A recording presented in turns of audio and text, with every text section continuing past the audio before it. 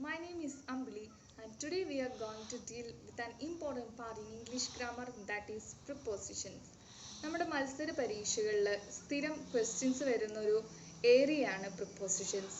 English ഗ്രാമറിലെ important ആയിട്ടുള്ള പ്രിപ്പോസിഷൻസും അവ use ചെയ്യേണ്ട ഒക്കേഷൻസുമാണ് ഈ വീഡിയോയിലൂടെ ഞാൻ നിങ്ങൾക്ക് പരിചയപ്പെടുത്താൻ പോകുന്നത്. Before starting the class, let's see what is a preposition. A preposition is a word or group of words used before nouns, pronouns to show a direction or to talk about a place or to introduce an object. ഒരു പുതിയൊരു object introduce ചെയ്യാൻ അല്ലെങ്കിൽ ഒരു സ്ഥലത്തെക്കുറിച്ച് പറയാൻ ഒരു ഡയറക്ഷനെ കുറിച്ച് പറയാനൊക്കെ നമ്മൾ യൂസ് ചെയ്യുന്നതാണ് prepositions. First situation or the first occasion that we used the preposition at is used with the name of small places. ചെറിയ പ്ലേസസിനെ പറ്റി പറയുമ്പോൾ, ചെറിയ സ്ഥലങ്ങളെ പറ്റി പറയുമ്പോൾ നമ്മൾ യൂസ് ചെയ്യുന്ന preposition that is at.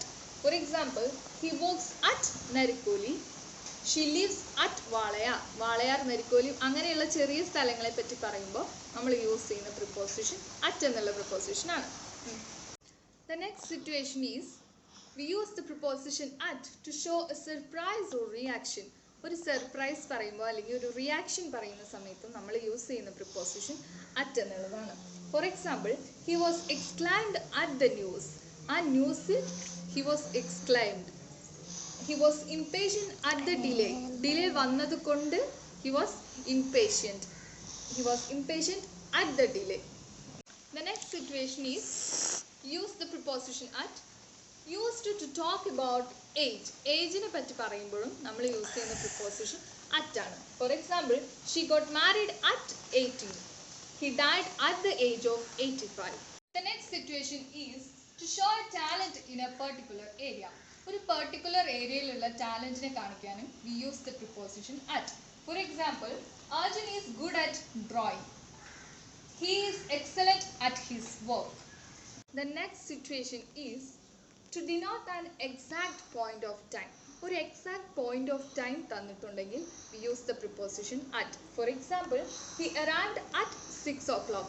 6 o'clock എന്നുള്ള ഒരു exact point of time അവിടെ ഉള്ളതുകൊണ്ട് we use the preposition at. Another example, they had lunch at 12 p.m. 12 p.m. is an exact point of time. That's why we use the preposition at. They had lunch at 12 p.m. The next occasion or the next situation is when talk about a particular place or building. ഒരു particular പ്ലേസിനെ കുറിച്ചോ അല്ലെങ്കിൽ ഒരു ബിൽഡിങ്ങിനെ കുറിച്ചോ പറയുമ്പോഴും നമ്മൾ use ചെയ്യുന്ന preposition is at. For example, I met him at the bank. ഞാൻ അദ്ദേഹത്തെ ആ ബാങ്കിൽ വെച്ച് മെറ്റ് ചെയ്തു. We will be at the post office. We will be at the post office. At എന്നുള്ള പ്രിപ്പോസിഷൻ ഇവിടെ യൂസ് ചെയ്യുമ്പോൾ ശ്രദ്ധിക്കേണ്ട മറ്റൊരു കാര്യമുണ്ട്. I met him at the bank എന്നാണ് ഇവിടെ കൊടുത്തിരിക്കുന്നത്. If the person was inside the bank, ബാങ്കിന്റെ ഉള്ളിൽ വെച്ചാണ് ആ പേഴ്സണെ മീറ്റ് ചെയ്തെങ്കിൽ നമുക്ക് ഒരിക്കലും at എന്നുള്ള പ്രിപ്പോസിഷൻ യൂസ് ചെയ്യാൻ പറ്റില്ല. We use instead of at, we use the preposition in. So these are all the occasions where we use the preposition at. Let's see one by one. Used before small places. ചെറിയ സ്ഥലങ്ങൾ പറയുമ്പോൾ നമ്മൾ പറഞ്ഞു നമ്മൾ use ചെയ്യുന്ന preposition that is at. At Narikkoli, at Walayar, അങ്ങനെയുള്ള ചെറിയ places പറയുമ്പോൾ. To talk about a particular place or building. ഒരു പർട്ടിക്കുലർ പ്ലേസിനെ അല്ലെങ്കിൽ ഒരു ബിൽഡിങ്ങിനെ പറ്റി പറയുമ്പോൾ we use the preposition at. To denote an exact point of time. ഒരു എക്സാക്ട് പോയിന്റ് ഓഫ് ടൈം പറയുമ്പോൾ he had lunch at 12 p.m. She arrives at 6 o'clock, etcetera. Then talk about age. ഏജിനെ പറ്റി പറയുമ്പോഴും നമ്മൾ യൂസ് ചെയ്യുന്ന preposition at ആണ്. She got married at her 18. To show talent. ടാലൻറ്റിനെ കാണിക്കാൻ he is good at his work. He is excellent at his work. Then surprise or reaction. ഒരു surprise അല്ലെങ്കിൽ ഒരു റിയാക്ഷൻ പറയുമ്പോൾ he exclaimed at the news.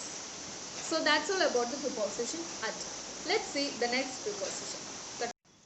The next preposition that we are going to deal, that is the preposition on. The first situation or the first occasion is used to express a surface of something. എന്തെങ്കിലും ഒരു സാധനത്തിന്റെ surface അതിന്റെ മുകൾ ഭാഗത്തെ സൂചിപ്പിക്കാൻ വേണ്ടിയിട്ടാണ് നമ്മൾ on എന്നുള്ള പ്രിപ്പോസിഷൻ യൂസ് ചെയ്യുന്നത്. For example, books are on the table. Books ടേബിളിന് മുകളിലാണ് ഉള്ളത്. He lays on the bench. അവൻ ബെഞ്ചിന് മുകളിലാണ് ഇരിക്കുന്നത്. The next situation is used to denote days and date. Days പറയുമ്പോഴും അതുപോലെ ഡേറ്റ് പറയുമ്പോഴും നമ്മൾ യൂസ് ചെയ്യുന്ന preposition that is on. For example, on Monday, on Tuesday, on Sunday. I was born on 1st October 1993. ഇവിടെ date ആണ് ആദ്യം തന്നിരിക്കുന്നത്. ആദ്യം നമ്മൾ ഡേറ്റ് ആണ് എഴുതുന്നതെങ്കിൽ we use the preposition on. If it is ഇവിടെ ഇയർ മാത്രമേ തന്നിട്ടുള്ളൂ, 1993 എന്നുള്ള ഇയർ മാത്രമേ ഉള്ളൂങ്കിൽ we use the preposition in. The next situation is used with the river banks and lakes. River banks and lakes ന്റെ ഒക്കെ കാര്യം പറയുമ്പോഴും we use the preposition on. For example, Varanasi is on the banks of Ganga. Varanasi ഗംഗയുടെ തീരങ്ങളിലാണ്. Varanasi is on the banks of Ganga. On the banks of Mayyazhi. M മുകുന്ദന്റെ പ്രശസ്തമായ ഒരു നോവലാണ് മയ്യഴി പുഴയുടെ തീരങ്ങളിൽ. അത് അങ്ങനെ പറയുമ്പോഴും on the banks of Mayyazhi. The next occasion is we use the preposition on to indicate device and machines. Devices നെ പറ്റി പറയുമ്പോഴും അതുപോലെ machines നെ പറ്റി പറയുമ്പോഴും നമ്മൾ യൂസ് ചെയ്യുന്ന preposition that is on. For example, he is on the phone right now. My favorite movie is on TV tonight. The next situation is used to indicate part of the body, that is the outer part of the body. Outer part പറയുമ്പോഴും we use the preposition on. For example, on my hand, on my nose, on my cheek, on my lips, etc. The next important preposition is in. We use the preposition in to denote a state of being inside. എന്തിനെങ്കിലും ഉള്ളിലുള്ള ഒരു കാര്യം പറയുമ്പോൾ സൂചിപ്പിക്കുമ്പോഴാണ് നമ്മൾ in എന്നുള്ള preposition usually use ചെയ്യുന്നത്. For example, the cat is in the box. പൂച്ച ബോക്സിന്റെ ഉള്ളിലാണ്.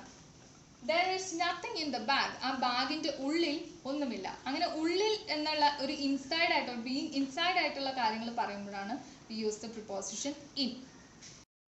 The next situation is with the name of large towns, cities, states, district, countries, etc. Large towns, cities, അതുപോലെ കൺട്രിയുടെ പേര് പറയുമ്പോൾ സ്റ്റേറ്റിന്റെ പേര് പറയുമ്പോൾ ഡിസ്ട്രിക്റ്റിന്റെ പേര് പറയുമ്പോഴെല്ലാം നമ്മൾ യൂസ് ചെയ്യുന്ന preposition that is in. For example, in Delhi, in India, in Maharashtra, etc. The next situation is to denote house and residence. House പറയുമ്പോഴും residence പറയുമ്പോഴും we use the preposition in.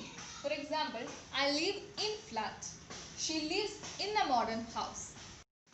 The next situation is we use the preposition in front of month and year. മാസത്തിന്റെയും അതുപോലെ ഇയറിന്റെയും ഫ്രണ്ടിലും നമ്മൾ use ചെയ്യുന്ന prepositionും that is in. Gandhiji was born in 1869. 1869 is an year. In December, in January. ഇവിടെ ശ്രദ്ധിക്കേണ്ട മറ്റൊരു കാര്യം നമ്മൾ നേരത്തെ പറഞ്ഞു on എന്നുള്ള preposition പറഞ്ഞപ്പോൾ പറഞ്ഞു ഡേറ്റും അതുപോലെ ഡേയ്സും ആണ് തന്നിരിക്കുന്നതെങ്കിൽ we use the preposition on. ഇപ്പോൾ ഇവിടെ second October എന്ന് തന്നിട്ടുണ്ടായിരുന്നെങ്കിൽ we can use only the preposition on. ഇവിടെ ഇയർ മാത്രം ഉള്ളതുകൊണ്ടാണ് we use the preposition in. The next situation is before official institutes and departments. Official institutes അതുപോലെ തന്നെ departments പറയുമ്പോഴും we use the preposition in. For example, she works in education department. He works in the transport department. The next occasion is we use the preposition in to denote the parts of the day. Days in the parts of the day പറയുമ്പോഴും we use the preposition in the morning, in the afternoon, etc. The next occasion or the next situation is to indicate a shape or color. ഒരു shape അത് അല്ലെങ്കിൽ ഒരു color പറയുമ്പോഴും we use the preposition in. For example, she is in yellow saree. The children stood in a circle.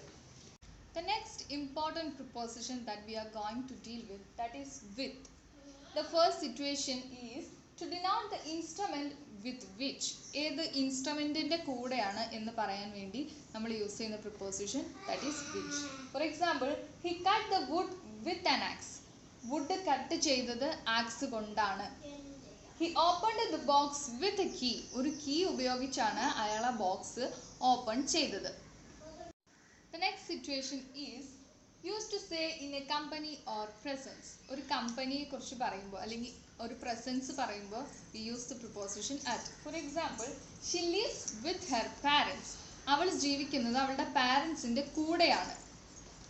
I play with my new toy. ഞാൻ എൻ്റെ പുതിയ ടോയുടെ കൂടെയാണ് കളിക്കുന്നത്. കൂടെ എന്നുള്ള അർത്ഥത്തിൽ വിത്ത് എന്നുള്ള പ്രിപ്പോസിഷൻ നമ്മൾ യൂസ് ചെയ്യുന്നു. The next situation is to mean having or possessing. എന്തെങ്കിലും ഉണ്ട് എന്ന് കാണിക്കാനും നമ്മൾ യൂസ് ചെയ്യുന്ന preposition that is with. For example, I saw a man with blue eyes. നീല കണ്ണുകളുള്ള ഒരു മനുഷ്യനെ ഞാൻ കണ്ടു. I saw a man with blue eyes. So these are the three situations that we use the preposition which. Let's see one by one. To denote the instrument with which, used to say in the company or presence, to mean having or possessing.